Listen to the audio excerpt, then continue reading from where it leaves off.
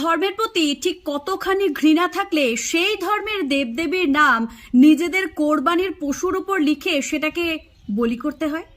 Sorry, তারা তো বলি করে না, তারা কোরবানি দেয়। তো যাই হোক, তাদের ধর্ম, তাদের ন্যায় নীতি, তাদের আদর্শ, তাদের কথা নিয়ে আমি বিশেষ কিছু বলতে চাই না।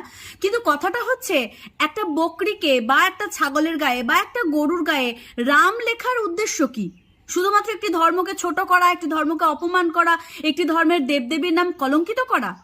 আপনারা কি মনে করেন নিজের ধর্ম পালন করছেন, নিজের ধর্মে পালন করুন, কিন্তু নিজের ধর্ম পালন করতে গিয়ে অন্য ধর্মের দেবদেবীকে যেভাবে আপনারা কলঙ্কিত করতে চাইছেন, আদতেই কি সেই ধর্মটাকে আপনারা কলঙ্কিত করতে পারছেন, নাকি নিজেদের ধর্মকেই ছোট করছেন?